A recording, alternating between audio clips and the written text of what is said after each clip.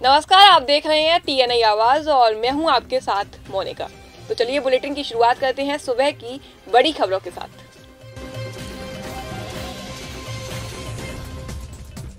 खबर लखीमपुर खीरी से है। विधानसभा 137 पलिया कला का चुनावी माहौल और गांव मक्कागंज में चुनावी चर्चा जानने के लिए देखें लखीमपुर खीरी से रोहित मिश्रा की एक खास रिपोर्ट। नमस्कार दोस्तों, आप देख रहे हैं TNI आवाज। मैं उत्तर प्रदेश लखीमपुर खीरी से मैलानी में हूँ, जहाँ एक ग्राम पंचायत सुआबोज पड़ती है, जहाँ उसकी ग्राम पंचायत सुआबोज के गांव कौन सा गाँव पड़ता है? मक्कागंज में मैं खड़ा हूँ। यहाँ अभी डोर टू डोर विधायक रोमी साहनी यहाँ पर जनसंपर्क करके गए हैं। चुनावी माहौल जानते हैं इनसे। इस बार किस पार्टी को जनता बहुमत में भेजती है लखनऊ? क्या नाम है भैया? ये क्या माहौल है इस बार? गाँव का माहौल यही है कि यही सुनना चाहते हैं कि हम लोग किसको वोट देने वाले हैं। हम लोग भारतीय जनता पार्टी को वोट देने वाले हैं। किसको? विधायक जी को नहीं वोट देंगे, हम लोग पार्टी को वोट देंगे। इतनी गुस्सा क्यों है? साइकिल से नहीं है कि मतलब साइकिल से हमें लगाव ही नहीं था। हमें लगाव था भारतीय जनता पार्टी से। अच्छा, पूरा मथुरा लूट के खा गए। बाकी हमारा कहने वाला यही है कि हम रोमी साहनी से भी नहीं खुश हैं कि ये 5 साल पहले हमारा और कह गए, 5 साल के बाद 5 साल पहले क्या कह गए कि मतलब हम तुम्हारे गाँव को देखेंगे, अभी भी नहीं देखा। आज 5 साल में तो हम लोग जो है योगी जी को वोट देंगे, भारतीय जनता पार्टी जिसको भी चुना है कि मतलब उनको टिकट दिया है, तो हम लोग तो अच्छी वोट देंगे। आपका क्या नाम है? हमारा हरिश्चंद यादव। इस बार किसको भेज रहे हैं? हम तो अनीता यादव को भेजना चाहते थे, उनको टिकट कट गया। कट चुका है। अब देखो ये कैंडिडेट आएगा तो उसी हिसाब से। तो आप साइकिल के कैंडिडेट को भेजना चाहते हैं क्या? भारतीय जनता पार्टी से नाराज जी नहीं हमारे समझ में आ रही। खबर धौलपुर से है, जहां कोतवाली थाना क्षेत्र धौलपुर के NH3 पर सागरपाड़ा पुलिस चौकी के पास तेज रफ्तार अवैध चंबल बजरी से भरे ट्रैक्टर ट्रॉली ने स्कूटी सवार 2 जनों को टक्कर मार दी, जिसमें स्कूटी पर सवार महिला गंभीर रूप से घायल हो गई, जिसे उपचार के लिए जिला अस्पताल धौलपुर में भर्ती कराया गया है। जानकारी के अनुसार सागरपाड़ा चौकी के सामने मुरैना की ओर से आ रही स्कूटी को तेज रफ्तार से आ रहे अवैध बजरी से भरे ट्रैक्टर ट्रॉली ने पीछे से टक्कर मार दी, जिसमें स्कूटी पर सवार महिला ट्रैक्टर के नीचे आ गई और उसके दोनों पैर कुचल गए। वहीं स्कूटी पर सवार युवक को हल्की चोटें आई हैं। हादसे के बाद स्थानीय लोगों की मदद से परिवहन उप निरीक्षक श्रीकांत कुमावत ने अपनी गाड़ी से घायल महिला को इलाज के लिए जिला चिकित्सालय धौलपुर में भर्ती करवाया, जहां महिला का इलाज जारी है। वहीं पुलिस ने हादसे के बाद मौके से बजरी से भरे ट्रैक्टर ट्रॉली को जब्त कर लिया है, जबकि ट्रैक्टर चालक अवैध चंबल बजरी से भरे ट्रैक्टर ट्रॉली को छोड़कर मौके से फरार हो गया, जिसकी पुलिस तलाश कर रही है। धौलपुर से गिरीश शर्मा की रिपोर्ट। खबर धौलपुर से है, जहां 73वां गणतंत्र दिवस समारोह धौलपुर जिले में सम्मानपूर्वक और हर्षोल्लास से मनाया गया।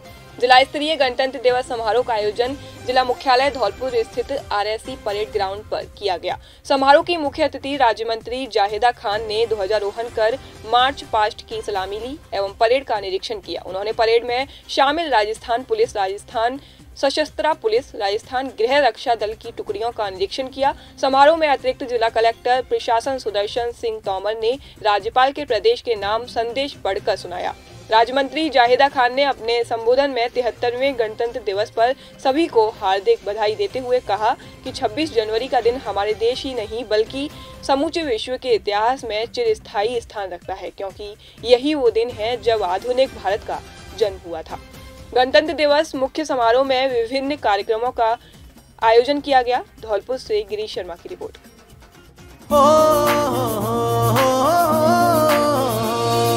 रुख बदला हवाओं ने, बरस रही खुशहाली, तकलीफों के दिन गए, चेहरों पे चमके लाली, चेहरों पे चमके लाली।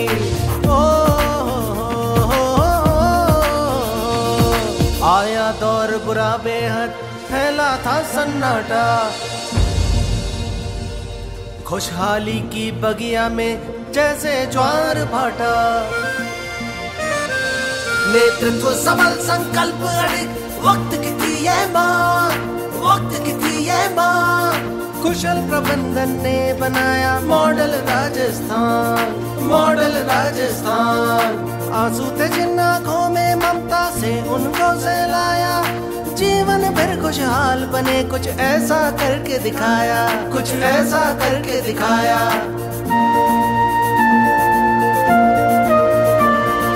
बीते हैं कुल 3 साल, भर गई सबकी थाली, भर गई सबकी थाली। वादे लगे हकीकत बनने, हर चेहरे पर खुशहाली, हर चेहरे पर खुशहाली। होने लगा निवेश यहाँ जो पहले कभी न आया, ऊर्जावान ये सूबा दुनिया भर को पाया। पिछड़े गरीब महिला किसान मजदूर हो या नौजवान, जन जन की सरकार ने सबके सपने सींचे, जन जन की सरकार ने सबके सपने सींचे। जनता से जो किए थे वादे वो सारे निभाएंगे, जन जन के सपनों का हम राजस्थान बनाएंगे, हम राजस्थान बनाएंगे। 3 वर्ष आपका विश्वास हमारा प्रयास।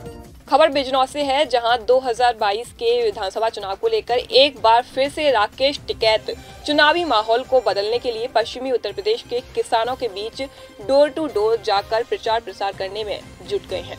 बिजनौर जिले के कई गांव में आज राकेश टिकैत ने पहुंचकर किसानों से बीजेपी के विपक्ष में प्रत्याशी को वोट करके जिताने की जहां अपील की, तो वहीं राकेश टिकैत ने उत्तर प्रदेश सरकार के मुख्यमंत्री योगी आदित्यनाथ पर तंज कसते हुए उन्हें सबसे बड़ा विपक्ष का मजबूत नेता बताया है। इस बयान के बाद से राकेश टिकैत चुनाव के माहौल को बदलने के लिए पश्चिमी उत्तर प्रदेश में डोर टू डोर कैंपेनिंग करने में जुट गए हैं। 2022 के विधानसभा चुनाव को लेकर राकेश टिकैत एक बार फिर से फॉर्म में दिख रहे हैं। वो पश्चिमी उत्तर प्रदेश के बिजनौर जिले में आज पहुंचकर जहां बीजेपी के विपक्ष में किसानों को लुभाते हुए नजर आए, तो वहीं बिजनौर जिले के नजीबाबाद तहसील के टिकरी गांव में पहुंचकर उन्होंने सिख समुदाय के किसानों को भी बीजेपी के खिलाफ वोट देकर एक बार फिर से प्रदेश में दूसरे पार्टी के प्रत्याशियों को जिताने और विपक्षी की सरकार बनाने पर जोर दिया। तो वहीं राकेश टिकैत ने सीएम योगी को विपक्ष का सबसे मजबूत नेता चुनाव से पहले ही बता दिया है। उधर बीजेपी के मुख्यमंत्री योगी आदित्यनाथ भी कल बिजनौर दौरे पर पहुंच रहे हैं और अपने 8 विधानसभाओं के प्रत्याशियों को जीत दिलाने के लिए कल अपने कार्यकर्ताओं व प्रत्याशियों के बीच में वो बैठक में शामिल होने के लिए जिले में पहुंच रहे हैं। ऐसे में ये तो 14 फरवरी के बाद ही क्लियर हो पाएगा कि जनता किसका राज तिलक करके किसको गद्दी पर बैठने का काम करेगी। तो दूर है, लेकिन आधे रेट में फसल बेच के किसी को जहाँ वोट देनी होती लगा। ठीक है साहब, एक चीज बताइए, आप जो लोकतंत्र को मजबूत चाहते हो, आप कैसा लोकतंत्र यूपी में देख रहे हो फिलहाल? लोकतंत्र मजबूत रहना चाहिए, सबको अपनी बात कहने की आज़ादी हो। इलेक्शन हो तो बिल्कुल शांतिपूर्ण तरीके से इलेक्शन हो, जिसको वोट जहाँ देनी हो। कैसा नेता चाहते हो आप विपक्ष में? विपक्ष में तो मजबूत चाहिए नेता। तो कौन चेहरा आपको मजबूत लग रहा है यूपी में? भाई योगी जी से बढ़िया विपक्ष के लिए मजबूत चेहरा तो कोई है। खबर फर्रुखाबाद से है, जहां पूर्व मंत्री नरेंद्र सिंह यादव की समाजवादी पार्टी से टिकट कटने के बाद निर्दलीय प्रत्याशी के रूप में अमृतपुर विधानसभा क्षेत्र से ताल ठोक दी और कहा अगर जनता का सहयोग रहा तो भारी मतों से वो जीत मिलेगी। पूर्व मंत्री नरेंद्र सिंह यादव ने आज नवाबगंज बालिका इंटर कॉलेज में अपने समर्थकों के साथ मीटिंग की। मीटिंग में सैकड़ों समर्थक मौजूद रहे। वहीं समाजवादी पार्टी पर जमकर हमला बोला और कहा प्रदेश में अब समाजवादी पार्टी की सरकार नहीं बनेगी। समाजवादी पार्टी के मुखिया अखिलेश यादव पर जमकर निशाना साधा। इसमें जिला पंचायत अध्यक्ष मोनिका यादव और तमाम कार्यकर्ता मौजूद रहे। फर्रुखाबाद से हरप्रभात सिंह की रिपोर्ट। जो आपको अनुशासन दिया जाने लगा था उसका टिकट कट गया, क्या ऐसा कुछ रहा है? हाँ, आखिर तक यही कहते रहे कि टिकट आपकी है, आपको मिलेगी, आप चुनाव लड़िए, चुनाव जीत के आइए। आज जो आपने निर्णय लिया क्या कुछ है, क्या निर्दलीय चुनाव लड़ेंगे? क्या निर्णय हमारा क्या, हमारे क्षेत्र के हमारे परिवार के लोगों का निर्णय जो है वही निर्णय मैं करने जा रहा हूँ और मैं चुनाव लड़ूंगा। ये इन सब की राय है कि चुनाव लड़ें तो लड़ूंगा। किन किन विधानसभाओं से आप चुनाव लड़ना चाहेंगे? चुनाव तो हम तो अमृतपुर से लड़ेंगे भाई, एक ही विधानसभा से तो चुनाव लड़ेंगे। जिस तरह से जनता की मांग है कामगंज से भी लड़े या और जो विधानसभा उनसे भी लड़े? जनता जो चाहती होता वही है। क्या कोई सिंबल से चुनाव लड़ा जाएगा कोई? नहीं, हम लोग तो निर्दलीय लड़ेंगे। जाएंगे हर जगह, हर व्यक्ति को आप सब हमारे साथ रहिए, बस लोग हमारे साथ, और यहाँ से ऐतिहासिक जीत दिलाएंगे हमारे पिता को, साबित करेंगे कि इस लोगों के फैसले, इसीलिए कहती हूँ हम कल से भी लड़ रहे हैं, पूरी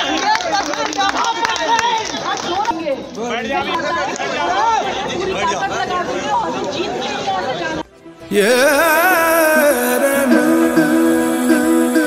दिशा दिशा खुशबू खुशबू खिली है चेहरों पर मुस्कान, खुशहाल हुआ है अपना किसान, बदल रहा है राजस्थान।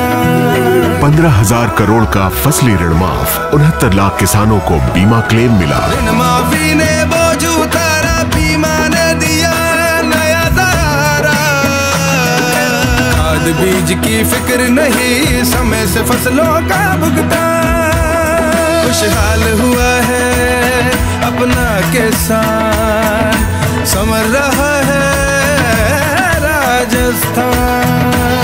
बायोमेट्रिक्स द्वारा ऋण माफी में पारदर्शिता, किसान पोर्टल का उपहार। पहले कब था अब जो मिला है, सरकार की मेहनत का ये सिला है, अनमोल है जो उपहार मिले, तकनीक सुरक्षा और सम्मान। 55,000 किसानों को मिला सोलर पंप, 10 लाख का व्यक्तिगत दुर्घटना बीमा, प्रतिमाह 1,000 का बिजली अनुदान। खुशहाल हुआ है अपना किसान, समर रहा है राजस्थान। किसान हमारे अन्नदाता हैं, इसीलिए राज्य सरकार अलग से कृषि बजट पेश करने जा रही है। पिछले 3 वर्षों में राजस्थान सरकार ने किसानों को कई ऐसी सुविधाएं उपलब्ध कराई हैं, जिनसे किसानों का जीवन आसान और सम्मानजनक बना। 3 वर्ष, आपका विश्वास, हमारा प्रयास। राष्ट्रपति रामनाथ कोविंद का कार्यकाल 25 जुलाई 2022 को खत्म हो रहा है। 5 महीने बाद राष्ट्रपति पद के लिए चुनाव प्रक्रिया शुरू हो जाएगी। इससे पहले बीजेपी और आरएसएस के भीतर राष्ट्रपति पद के प्रत्याशियों के नामों को लेकर मंथन शुरू हो चुका है। उत्तर प्रदेश, उत्तराखंड, पंजाब, गोवा और मणिपुर के विधानसभा चुनाव के बाद नामों पर मंथन और तेज हो जाएगा। इस बीच राष्ट्रपति पद के प्रत्याशी के लिए बीजेपी और आरएसएस के बीच 4 नामों को लेकर सबसे अधिक चर्चा है। इनमें यूपी की राज्यपाल आनंदीबेन पटेल, केरल के गवर्नर आरिफ मोहम्मद खान, कर्नाटक के राज्यपाल थावर चंद गहलोत और उपराष्ट्रपति वेंकैया नायडू प्रमुखता से शामिल हैं। हालांकि पीएम मोदी आखिरी मौके पर नया नाम लाकर सबको चौंका भी सकते हैं, जैसा कि अक्सर देखने को मिलता है। खबर राजस्थान के जयपुर से है, जहां रीट 2021 परीक्षा का पेपर शिक्षा संकुल के स्ट्रांग रूम से लीक होने के पुलिस स्पेशल ऑपरेशन ग्रुप के खुलासे के बाद मामले पर सियासत गर्मा गई है। बीजेपी प्रदेश अध्यक्ष सतीश पूनिया और उपनेता प्रतिपक्ष राजेंद्र राठौड़ ने एक बार फिर रीट में धांधली की सीबीआई जांच की मांग उठाते हुए इसे जरूरी बताया है। दोनों नेताओं ने ट्वीट किए हैं। बीजेपी प्रदेशाध्यक्ष सतीश पूनिया ने कहा है कि प्रदेश सरकार बड़े मगरमच्छों को बचाने की पूरी कोशिश करेगी। एसओजी की जांच, गिरफ्तार हुए 35 आरोपियों से पूछताछ और शिक्षा संकुल के पेपर स्टोरेज सेंटर से एग्जाम से एक दिन पहले पेपर निकालने के कबूलनामे के बाद ये पूरी तरह प्रमाणित हो गया है कि रीट परीक्षा में भारी धांधली हुई है। ये सब कांग्रेस सरकार के संरक्षण के बिना संभव नहीं था, इसलिए निष्पक्ष जांच जरूरी है। अब देखना है कि नैतिकता की दुहाई देने वाली सरकार इस मामले को सीबीआई को कब सौंपती है।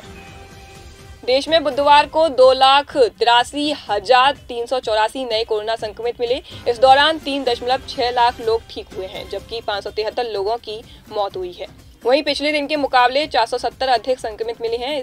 इससे एक दिन पहले मंगलवार को 2,85,914 लोग संक्रमित मिले थे और 659 लोगों की मौत हुई थी। फिलहाल देश में एक्टिव केस यानी इलाज करा रहे मरीजों की संख्या 22.2 लाख है। महामारी की शुरुआत से अब तक देश में करीब 4.3 करोड़ लोग संक्रमण की चपेट में आ चुके हैं।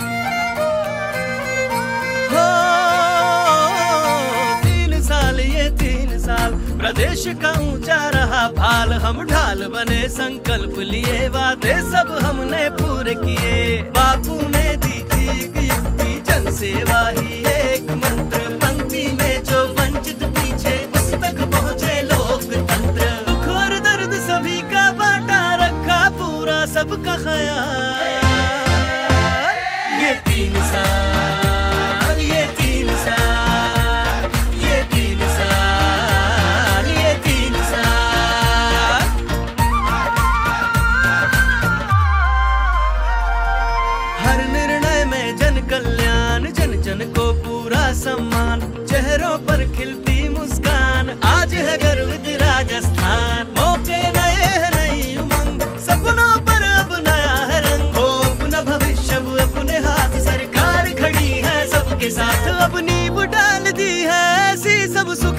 स्वस्थ सब हो खुशहाल। ये 3 साल है गर्व भरे, 3 साल विश्वास भरे, 3 साल आशा पे खरे, 3 साल। खबर मेरठ से है, जहां पश्चिमी यूपी में भाजपा से नाराज जाटों को मनाने के लिए सारे जतन किए जा रहे हैं। जाटों को मनाने की जिम्मेदारी केंद्रीय गृह मंत्री अमित शाह ने खुद संभाल ली है। 26 जनवरी को दिल्ली में जाट सांसद और प्रवेश वर्मा के आवास पर अमित शाह वेस्ट यूपी के 15 जिलों के 253 जाट नेताओं के साथ बैठक की, लेकिन इस बैठक में भाजपा के मंत्री, सांसद, विधायक और भाजपा कार्यकारिणी में शामिल जाट नेता ही शामिल रहे। किसी भी किसान नेता व अन्य पार्टी के जाट नेता को नहीं बुलाया गया। जाटों को मनाने के लिए इस खास कार्यक्रम को जाटों जैसा ही रखा गया था। दिल्ली में बुधवार को अमित शाह के साथ जाटों की बैठक दोपहर को होनी थी, लेकिन 26 जनवरी के कार्यक्रम के चलते ये बैठक शाम को देर से शुरू हुई। प्रवेश वर्मा के दिल्ली स्थित आवास पर जैसे ही भाजपा के जाट नेता पहुंचने शुरू हुए तो वहां पर मेहमान जाटों के लिए सबसे पहले हुक्के का निमंत्रण दिया गया। फिलहाल के लिए इस बुलेटिन में बस इतना ही। देखते रहिए TNI आवाज, आपकी आवाज के साथ। नमस्कार।